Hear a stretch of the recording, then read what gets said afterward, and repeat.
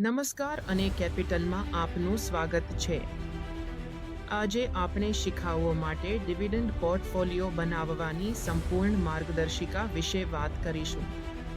Dividend રોકાણ એ નિષ્ક્રિય આવક મેળવવાની એક શક્તિશાળી રીત છે, જ્યાં તમે ફક્ત શેર ધારણ કરવા બદલ નિયમિત ચૂકવણી મેળવો છો। કંપનીઓ તેમના નફાનો એક ભાગ શેરધારકોને વહેંચે છે, જે આવક અને લાંબા ગાળાની વૃદ્ધિનું મિશ્રણ પ્રદાન કરે છે। આજે આપણે ₹0 નિષ્ક્રિય આવક સુધી પહોંચવા માટેની 5 પગલાંની બ્લુપ્રિન્ટનું અન્વેષણ કરીશું। ચક્રવૃદ્ધિ અને ડિવિડન્ડ પુનઃરોકાણ યોજના, જેને DRIP તરીકે ઓળખાય છે, તે તમારા રોકાણને ઝડપથી વધારી શકે છે। DRIP દ્વારા ડિવિડન્ડનું પુનઃરોકાણ કેવી રીતે સમય જતાં ઘાતાંકીય વૃદ્ધિ તરફ દોરી શકે છે તે જુઓ। ચાલો આપણા પ્રથમ પગલાંથી શરૂઆત કરીએ, તમારા રોકાણ માટે બકેટ સેટ કરવું। ડિવિડન્ડ સ્ટોક્સમાં રોકાણ કરવા માટે બ્રોકરેજ એકાઉન્ટ હોવું જરૂરી છે। શૂન્ય કમિશન ફી, ફ્રેક્શનલ શેરની ઉપલબ્ધતા અને DRIP વિકલ્પો જેવી મુખ્ય સુવિધાઓ જુઓ। ભારતમાં ઝીરોધા, અપસ્ટોક્સ અને ICICI ડાયરેક્ટ જેવા લોકપ્રિય બ્રોકર્સ આ સુવિધાઓ પ્રદાન કરે છે। કરમુક્ત વૃદ્ધિ માટે ટેક્સપાત્ર એકાઉન્ટ્સ કરતારો ઈરા અથવા ભારતમાં સમાન કરલાભકારી એકાઉન્ટ્સ પસંદ કરો। હવે ચાલો સ્ટેપ 2 પર જઈએ, 3 મુખ્ય નાણાકીય મેટ્રિક્સને ઓળખવા। ડિવિડન્ડ યીલ્ડ એક મહત્વપૂર્ણ મેટ્રિક છે, પરંતુ યીલ્ડ ટ્રેપથી સાવચેત રહો। ડિવિડન્ડ યીલ્ડની ગણતરી વાર્ષિક ડિવિડન્ડ પ્રતિ શેરને સ્ટોક પ્રાઇસ દ્વારા ભાગીને 100 વડે ગુણીને કરવામાં આવે છે। ઉદાહરણ તરીકે, જો સ્ટોક ₹100 પર ₹2 ડિવિડન્ડ આપે છે, તો યીલ્ડ 2% છે।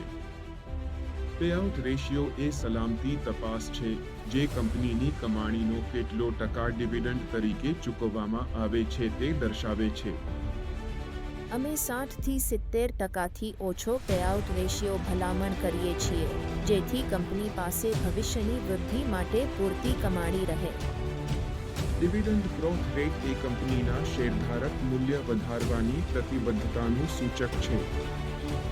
આગળ સ્ટેપ 3, યોગ્ય ડિવિડન્ડ સ્ટોક્સ શોધવા। ડિવિડન્ડ એરિસ્ટોક્રેટ્સ એવી કંપનીઓ છે જેમણે 25 વર્ષથી વધુ સમયથી સતત ડિવિડન્ડ વધાર્યા છે।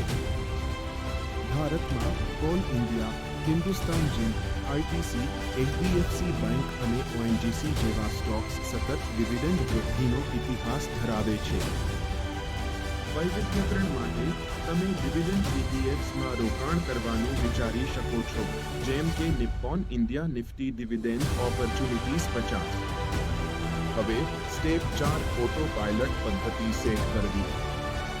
પ્રથમ, રોક ઈરા અથવા સમાન કરલાભકારી એકાઉન્ટ ખોલો।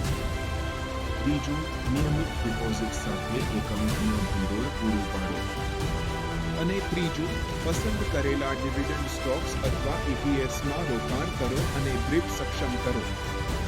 આ સરળ પગલાં તમારા ડિવિડન્ડ રોકાણને સ્વચાલિત કરશે। આગળ સ્ટેપ 5, ટ્રેકિંગ અને કરવેરા। તમારા રોકાણ પ્રદર્શનનું મૂલ્યાંકન કરવા માટે કુલ વળતરને ટ્રેક કરવું મહત્વપૂર્ણ છે। રોથ ઈરા માટે લાયક ડિવિડન્ડ આવક પર કોઈ કર નથી। ટેક્સપાત્ર એકાઉન્ટ માટે ડિવિડન્ડ રોકાણકારના આવકવેરા સ્લેબ મુજબ કરપાત્ર છે। જો કુલ ડિવિડન્ડ આવક નાણાકીય વર્ષમાં ₹5000થી વધુ હોય તો 10% લાગુ પડે છે।